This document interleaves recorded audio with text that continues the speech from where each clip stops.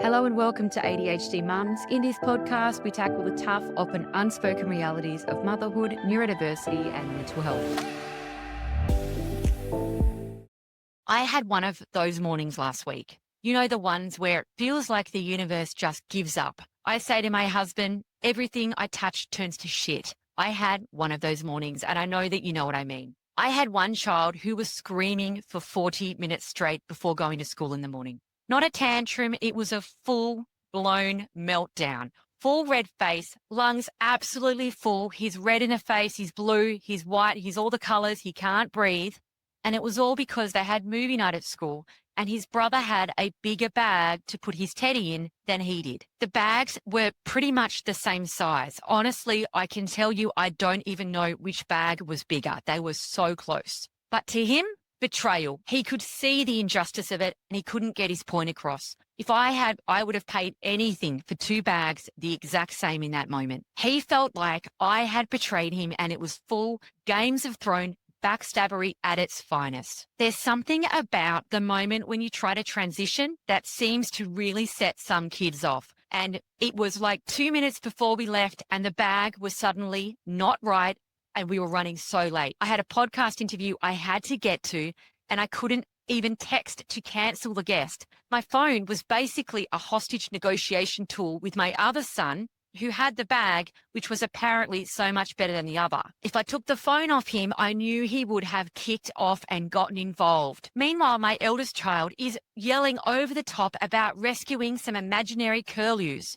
Yes, curlews. She Googled them, looked them up, and decided that we should go and adopt and rehabilitate some orphans. So she, at this point, decided to Google what a curlew looks like and beg me and yell at me to agree to actually start to rehabilitate these random birds, the curlews. And no, our house is not a wildlife HQ, by the way. This was a set of events that seems to happen semi-regularly. So at that point, she decided to start yelling and screaming about how beautiful curlews were and how someone needs to rehabilitate them in the local area because they could be endangered soon. So I had child number one on the ground screaming, child number two with my phone that I desperately needed to cancel an interview, and child number three screaming at me that she wanted to adopt, that she wanted to rehabilitate these curlews. And why was I looking to see the Google that she had looked up with all of the birds? And child number three was yelling over the top about the beautiful birds curlews and why we weren't involved with wildlife conservation with curlews, who was now the most important animal that she'd ever seen. So the dog's barking. I haven't showered. I have had such little sleep because of the perimenopausal brain. I seem to think that 3 a.m. is the perfect time to do a director's cut of any mistake that I've ever made since grade 3. And in that mess, I had this terrifying intrusive thought, which I won't name. And in that mess, I started to have really intrusive thoughts about, and in those moments, I was feeling so desperate. I wanted to run away that then I had all of these intrusive thoughts that I won't name. And then in the mess of that, I started wondering, and then I just felt like running away. But then, of course, I had all of these intrusive thoughts about how guilty I would feel because now I had created a situation where all of my family would somehow be in a car wreck. It was a morning. And at the end of that morning, when they left the house and I sat down with a coffee, I thought to myself how much I loved my children. And then a few seconds later, I wondered if I was, in fact, certifiably crazy.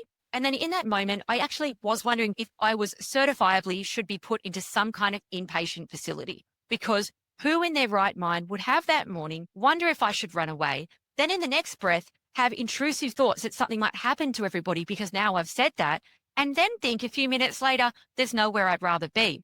That has to be somebody that is a danger to society. Have you ever had one of those mornings where you just fantasize about running away? I had one last week. For some reason, my youngest child always seems to kick off just before going to school. And when I say for some reason, have you ever had one of those mornings where it feels like anything you touch just turns to shit? My youngest child has a little bit of a habit about once a week that he will kick off in a major way, a major meltdown right in the moment when you're about to get him to school. This particular morning, we were about to get in the car and it was movie day at school. And he decided in the last moment that his bag that he was carrying, his teddy in, was slightly smaller than his brother's. Now, I kid you not, I honestly think they were the same size. Very similar bags, slightly different brain. For him, full-blown betrayal. It was like Game of Thrones backstabbery. He couldn't believe that I thought that he would walk in with that bag that was apparently tiny. He was full red face, not breathing, so angry. I have to keep his elder brother away from him because he will 100% fuel this fire. And then once it kept him quiet for a moment, I then realized that I had a podcast interview with a really important pediatrician, and now I can't cancel, I can't contact her, I can't do anything because the middle son has my phone. In the midst of this, my eldest child, who is a little bit like Bindi Irwin, has been Googling for some reason birds and has decided that curlews are in absolute need of wildlife carers and that we need to get some like now. So she starts yelling over the top with the timing that only she has to talk to me about whether we could in fact get curlews. And it just felt like I couldn't win. I eventually got them to school and I sat down, and in a moment that I had my coffee, I actually thought to myself about how much I love them.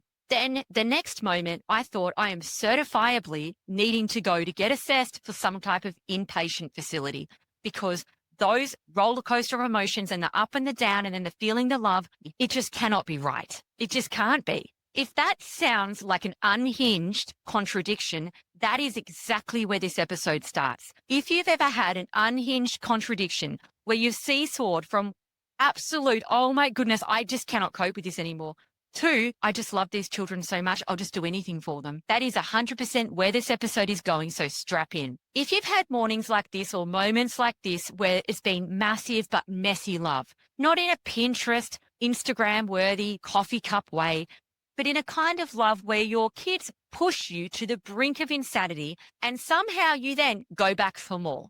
That is the type of joy and love that I'm talking about. If you've ever had joy smack you in the middle of chaos, that is not delusion. That is devotion. And your nervous system is still wired to feel that, even in the absolute mess of some mornings. So why is it that the same children who absolutely break us are also the reason that we are holding it together? How can we feel rage, shame, and love all at once and still go up for more? Because joy actually has a recipe. And ADHD mums, our brains are starving for joy. And I'm going to show you how to get it.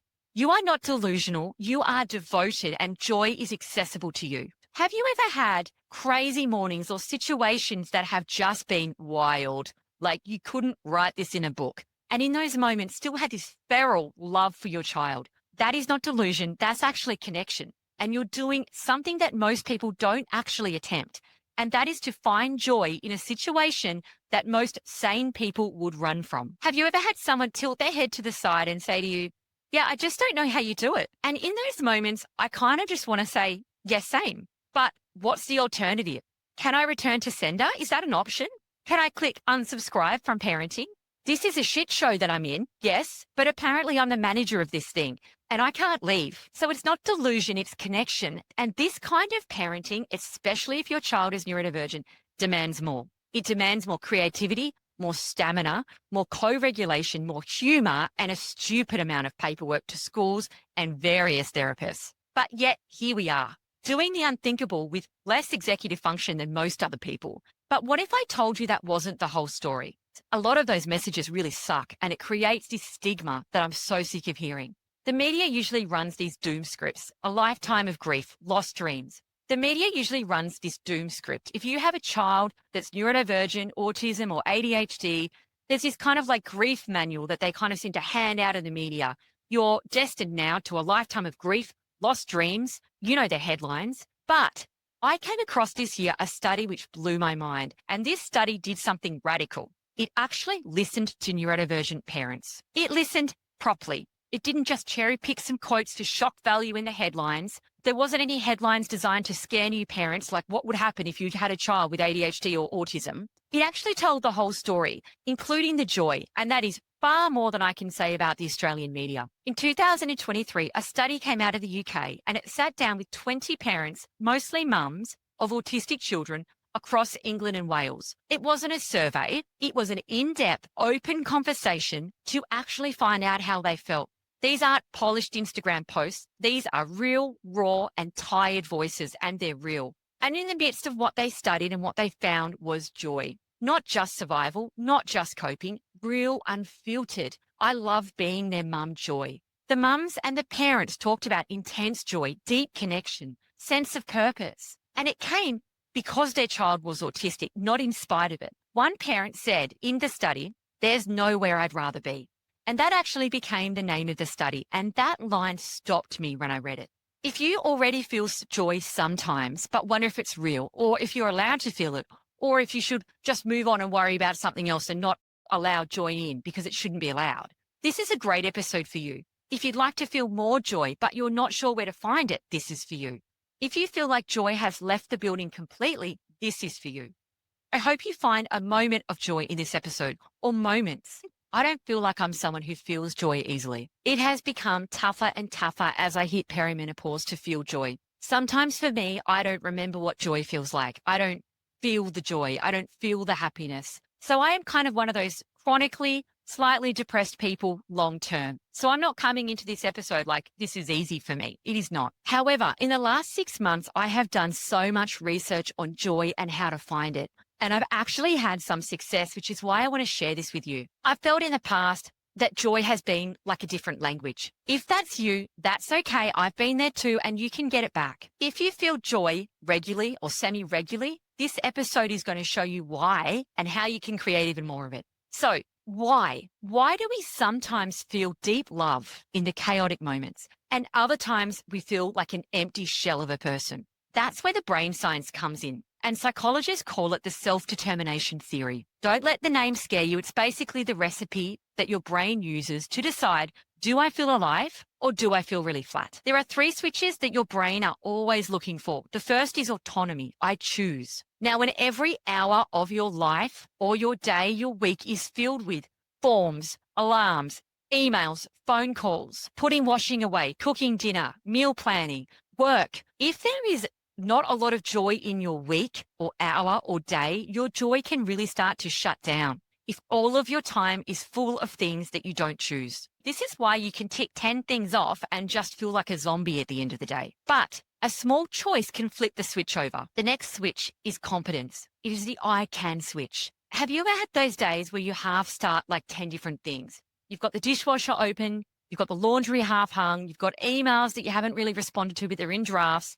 You've got phone calls, you've got kids, you've got so many things, but at the end of the day, you didn't actually finish anything. That can be what I call competence drought. So your brain doesn't care that you got progress across 10 things, but it does care that you didn't actually complete anything. You folded a basket, but then you folded a basket, you sent 1 form, but you still got 2 baskets and 3 more forms. You did a script for 1 child at the pharmacy, but then you didn't actually finish off the supermarket shop. When you complete things, it starts to create dopamine that done, I got it done, I finished it, even if it's less things than all of the progress that you made. So at bedtime, some of us have that internal critic that we didn't actually complete anything. We didn't feel like we got anything done. We didn't feel like we got anywhere. We felt like we should have tried harder or we're a failure or whatever it is that we're thinking. It may actually be because you didn't actually finish anything off. And that is a switch that is so easy to flick on. And don't worry, we'll get to that soon. The third switch is relatedness. I feel seen. And that there is just connection. If no one has really truly seen you all day, let's say the kids are kind of grunting at you or demanding things, your partner's just scrolling on their phone, your friend cancels, your mum comes over, drops something off and leaves, doesn't even say hello, and all day or all week or all month, you don't feel connected. That there can seem like exile to your nervous system. You are starved for real connection. Connection doesn't need lots of quantity of time, but it does need some quality time day to day. It might be just a few minutes, a stupid dance with the kids, a friend texting same when you send them a text about how you really felt about that teacher meeting, a moment of connection where you called a friend or you had a family member check in on you, or maybe you dropped something at someone's house and they stopped to say, hey, thanks, that really meant a lot. Those moments of micro connection bakes in and your brain starts going, I'm seen, I'm important, and I'm connected. Now, here is the part. If you are someone who experiences joy often, semi-often, or sometimes, it may be because joy can just sneak up on you because one of these switches has been flipped and you didn't even realize that that's what you flipped. Or if you're someone who doesn't experience joy very often, maybe you haven't been knowing. Maybe you haven't had the information to turn the right switch on. And these are not big things. You can laugh with one of your kids at the dinner table. And these aren't necessarily big things. You could laugh with your child on the couch. You could fix a toy that's been broken for weeks and finally change the batteries. You can ignore the homework battle and go for a walk and connect with your child and look around and see nature. You may laugh with your child on the couch at night. That's relatedness. You could fix a toy that's been broken for weeks. Competence. You could decide to just ignore the homework battle and just go for a walk. Autonomy. Suddenly you can start to feel lighter, but you didn't even really plan it or know why. And that is self-determination theory, or SDT. That is that engine in the background working away. And for our kids, same rules. Autonomy is when they choose the red cup, not the blue. Competence is when they button their own shirt. Relatedness is when you match. Relatedness is you maybe watching their Minecraft build without half looking at your phone and sitting down properly for just a few minutes. If you feed even just one switch for you or for them, in small moments, joy can start to reappear. If you starve them all, joy can absolutely collapse. So the takeaway here, if today feels flat, don't wait for the perfect spa day. Don't wait for joy to arrive. So pick a lever and actually start to flip a switch. Maybe you choose to finish the task. Maybe you choose to only work on 3 things today instead of 5, and you finish 3. That there is competence. That's how you start to load joy back in. Even if your house is held together by hair ties and hope and masking tape, it is still achievable in the small moments. If you feel like you may be clinically depressed, you should absolutely see your GP and go and see somebody one-on-one for therapy. I'm talking about if you feel like you may have just found that joy has left the building. Your brain might be signaling overload, joy has left the building, I just need more of it. So what can you do to feel joy at a level today? How can you do this when you're exhausted and you open up the dishwasher, you've got to unpack it and it stinks? And you're like, oh my God, joy is not available to me. For example, pick something that you can control that day. Maybe you go for a walk on your lunch break instead of sitting at your desk. Maybe you go out with a friend and grab a coffee for half an hour on your lunch break. Maybe you sit in the car and blast some music. Maybe you go a different direction. Maybe you listen to a different podcast. You do something where you choose for that day, even something small. If you are someone that starts a lot of things and you don't finish things, pick less things and finish a few. Just try to feel like at the end of the day, I actually finished that completely. Well done. Even if you actually do the same amount, but you finish a task, if you are feeling joy starved, try finishing a task rather than multitasking. Or you may find a riddle. Or how about if you are looking at baking in a micro connection, try looking on your phone kids' riddles. Do a dance in the kitchen, put on some music, try a joke swap. Do something to make a change in those moments. I like to crank some 90s R&B back in the club as if I'm 18. Do something small to see if you can build in a moment of connection with a child. The other day I put on Shaggy, It Wasn't Me, and my 6-year-old son thought it was the best thing he'd ever heard. And we laughed and laughed about how I used to dance to that, and he thought it was so stupid. So every time you choose a micro shift, like pausing before reacting, starting with just one step, you're actually activating a new neural pathway. With repetition, your brain will start to favor that path over old habits. It will actually rewire itself into more regulation, focus, and resilience. It will find more joy if you practice. So these small choices that seem like small actually become the default setting in your brain where you notice joy more, you feel it more, it surprises you. If you feel like you don't feel it anymore and you're waiting for it to arrive, you may not be open to feeling it anymore. Try and find it and build that muscle, and you will find that you will notice more joy. It will come over you more often. We can find joy. There is a recipe for it. So joy isn't mythical. You don't have to wait for it to arrive like a unicorn. It's mechanical. There's a recipe. You may find that joy starts to sneak back in when you don't expect it. Joy hasn't vanished. It's buried. You've just got to look around a little bit. Joy is still yours. You can find it. My hope is that you will find a little bit more joy in your life. For me, this theory has really helped, and I've noticed joy overcome me a little bit more often. It took weeks for me to do this enough times to build up a little bit of joy in my life and start to feel it more. It's there for you if you can take it. I'd love to hear from you. Please write into the Facebook group, send me an email, review on Spotify, and review the podcast. I so appreciate you listening. Thank you so much. Quick announcement. Did you know that we have an ADHD Mums shop filled with resources designed just for you? These resources are packed with answers to the most frequently asked questions I get sent in via email. everything from understanding ADHD and autism to practical tips for daily life. There's also a free assessment tool. If you're wondering about ADHD or autism for yourself or your little one, don't forget to check out the free assessment tool under free resources section on my website, adhdmums.com.au.